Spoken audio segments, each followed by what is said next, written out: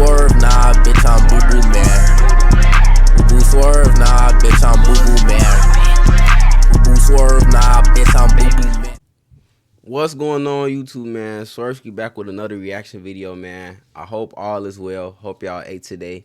Hope y'all mental right, and hope y'all pockets good today on Phone on Grade. Today in this video, it's gonna be a little short reaction to the case of the Minnesota assassin. Let's see what's to it. Don't forget to like, comment, and sub. I think this was sent by E-Rick. If it wasn't sent by E-Rick, I found it myself. But I think it was sent by E-Rick. E-Rick sent me so many videos. Shout out E-Rick Yana. Top mod. Know that. Let's get into it, though. Out to show just how much of a monster he really is. This happened in COVID year 2021. On September 12th, 2021, this man, 38-year-old Antoine Suggs, assassinated 4 innocent people in the middle of the night. Quadruple homicide. 4 bodies.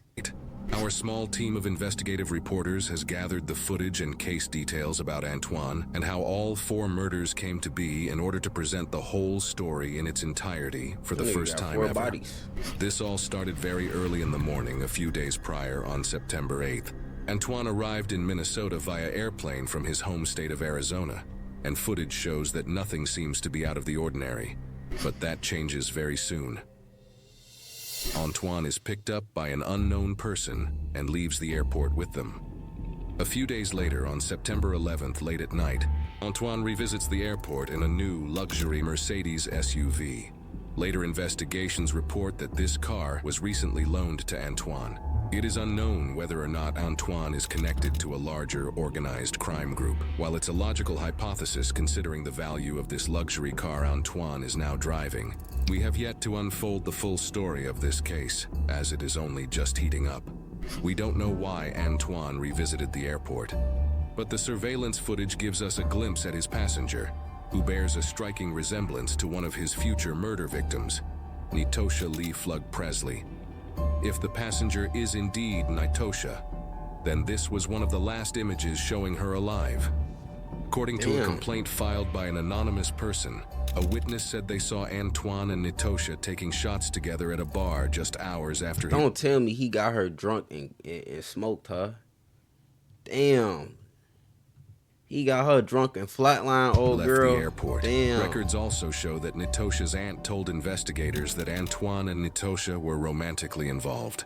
Putting all this information together, it's becoming more and more likely that this passenger is indeed Nitosha. After a night of drinking, it is believed that Antoine and Nitosha went to a residence in St. Paul, where they spent time with 3 other people who would soon become Antoine's other 3 This nigga killed the whole group link up. Oh my God. future murder victims.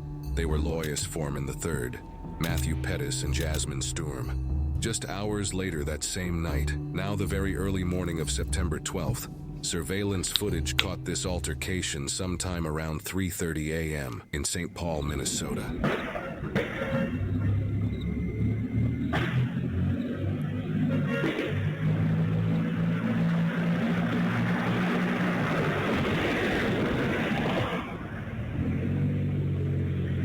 How to get the whoops. In this footage, we hear gunshots and then that same Mercedes car speed through the streets. It is clear this is when the murders happened. But what Antoine does after— I counted 6, 7 shots. 6, 7. I counted 6, 7 shots. So it took 6, 7 shots to kill 4 of his homies, or 4 of them people in the group he was linked with.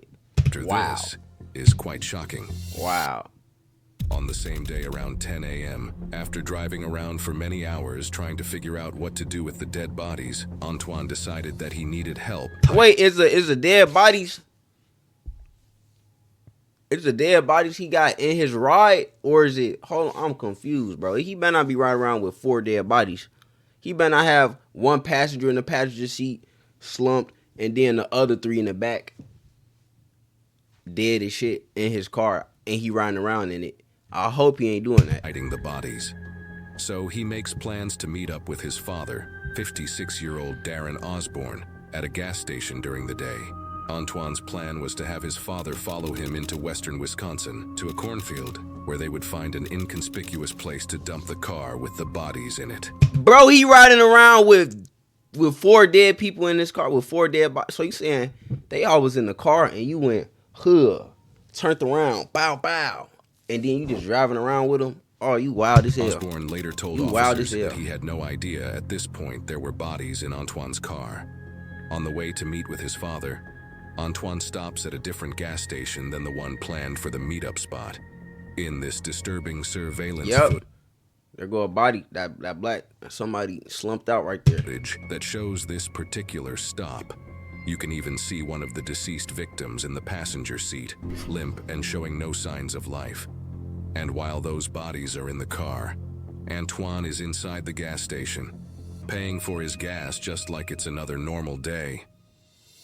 Antoine continued traveling to the meetup spot, moving from St. Paul, Minnesota to Dunn County, Wisconsin. This time, stopping at the originally planned gas station. We see him and his father convene at the gas station and they speak a bit before driving away. It is presumed Antoine had now moved the body out of the front passenger seat, considering his father would have clearly noticed a deceased human being sitting in the car. That is, if Antoine's father is telling the truth. Again, at this point, according to the father, man, lock his ass up too. Throw both of their ass in. Man, put both of their ass in the blender. He did not know what Antoine was up to.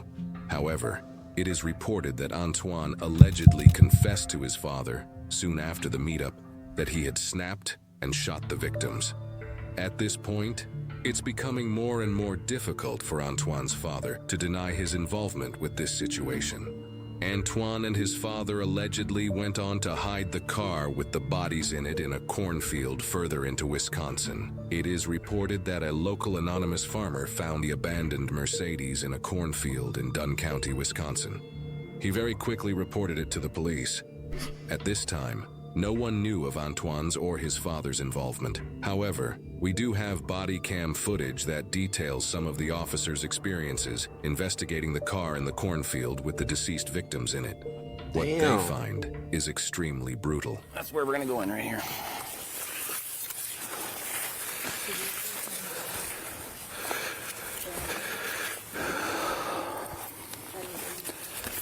I know that car stink like a motherfucker. I know dead bodies like leave a musk. A musk. Yeah,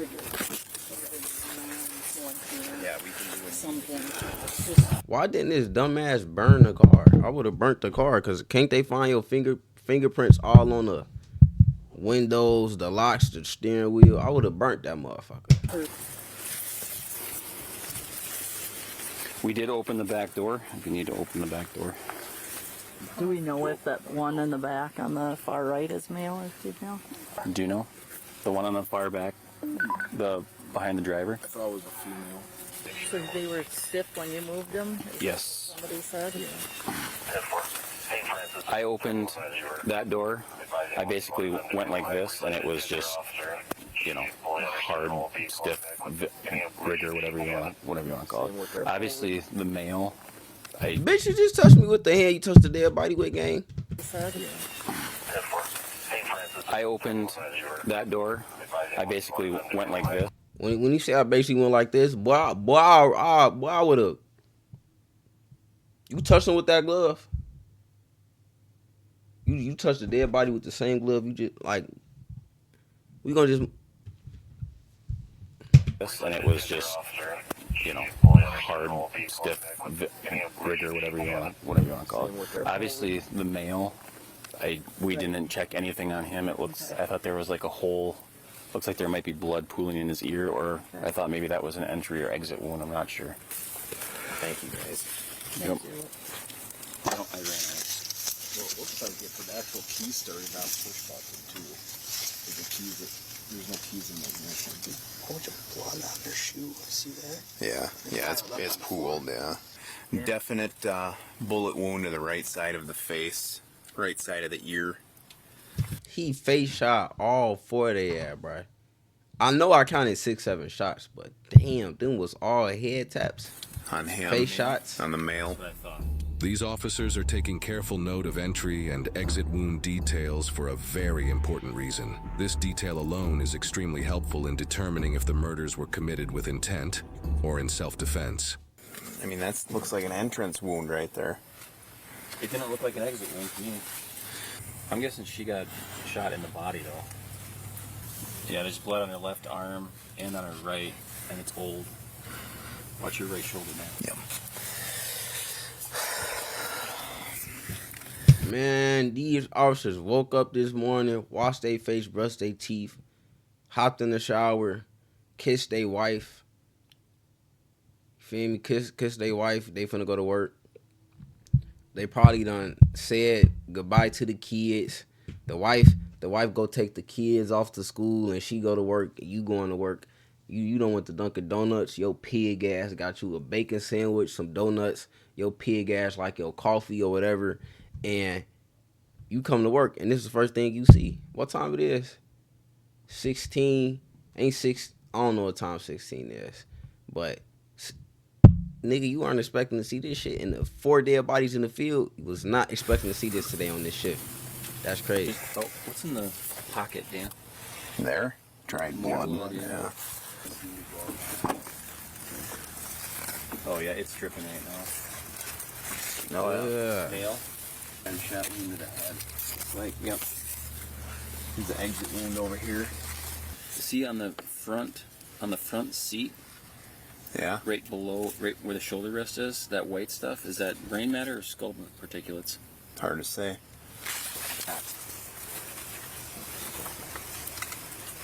Cause she wearing her seatbelt still? No, I couldn't tell if it was I just think they put it behind her. her. Behind her. Just probably so that it wouldn't beep. Because the weight's in there, so it'd beep. I want to know where the gunshot wound is on this other gal. How do you have exit wounds and there's no damage in the vehicle? Well then, but Damn, also if it's a bruh. headshot, wouldn't she have splatter? I mean, you got splatter on Yeah, him, but that it's just shit weird. Well, his is coming from his nose. You know, that's just draining from the nose from the brain. Yeah, oh yeah. He got shot in the fucking head and that shit leaking out. All the blood in his brain matter leaking out his nose. Oh my fucking god. That shit gotta look.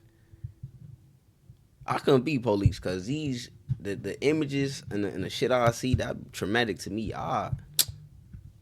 You see that shit every night. You just see a nigga. Blood out his nose, blood from his, like, hell no, I couldn't whoop off. I couldn't be a police officer. Couldn't whoop. Well, let's just get out of here, I guess. We'll go talk to Kyle. During later investigations, Antoine's Arizona ID card was found on the floor of the car. So the only reason bro got caught was because his fucking ID was on the ground. It's like they always leave their phone or they leave they wallet or their ID or something. Covered in blood.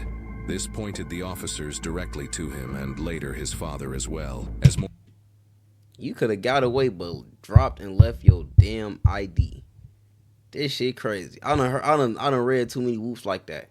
I know with the Lil Durk case, with the whoop for D thing, the murder for hire for his brother D thing, and then they showed the body the CCTV the CCTV footage when the murderers was like, "Hey Marley," the same Marley, he's screaming the killer's government name out. Marley left his damn phone in the murder vehicle. He left his phone in the murder vehicle, which got them booked. They went through the phone. They see they asking Durk for the money, which got Durk hit with a second charge for murder for hire. It's like they always leave their phone or their ID. It's one of the two every time. That's crazy. more information was discovered after they Now, I'm no criminal.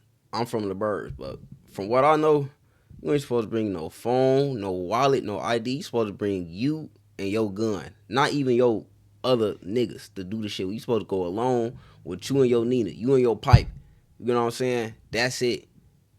You ain't supposed to have nothing to track your location, nothing to identify as you, from what I know.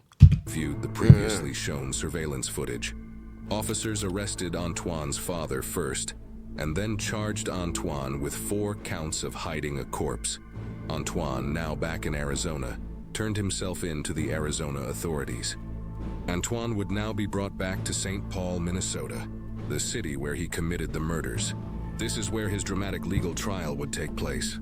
Over the course of the next few days of Antoine's trial, he claimed, incredulously, that he acted in self-defense in the killing and transporting of the 4 victims, which the prosecutors stated that they find improbable. Antoine has had a lengthy history of breaking the law, including multiple instances of unlawful possession of a firearm, possession of marijuana in a vehicle, driving with a suspended license, and much more. Even though Antoine had never racked up any charges nearly as serious as murder, this made it quite clear that Yeah, his ass looked like a criminal. I'll be telling y'all that's a profile niggas, gang. I profile niggas.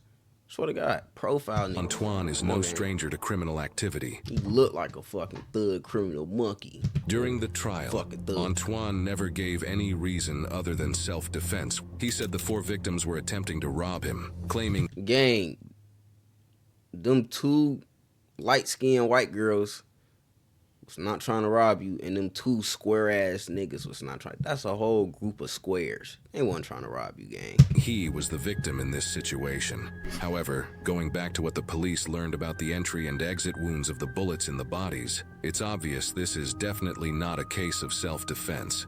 Even though no one believed Antoine's excuse, he still gave no other reason as to why he did this. So we may never know his true motive behind murdering the 4 innocent victims. And they said the light-skinned girl was his girlfriend. So you smoked your girlfriend and her homies, I don't know. The jurors, after 6 hours of deliberation, decided that Antoine was found guilty on all 4 counts of second-degree intentional murder and was sentenced to 103. Damn! Put him in a blender. The judge put him in a blender. The judge put him in a blender. Let's see what he do his father on phone. 3 years in prison. His father, Darren Osborne, was charged with 1 count of aiding an offender. After pleading guilty, they let that nigga off easy. He was sentenced to 5 years in prison. They let this nigga off easy. These are the jury verdicts that show Antoine being found guilty on all 4 counts of murder. Judge Paul Harris, the judge who sentenced Antoine, told him this: each one of these individuals deserves that you serve time for each one of them. What do you believe? Yeah, that nigga, 50 years each body, 100 years each body. That shit crazy. Antoine is a sick fuck. That shit wild. Fuck, we need more of these whoops, though. Don't forget to like, comment, and sub, man. Let me know y'all thoughts on this video. Antoine sick as hell. And folks, them sick. Phone them.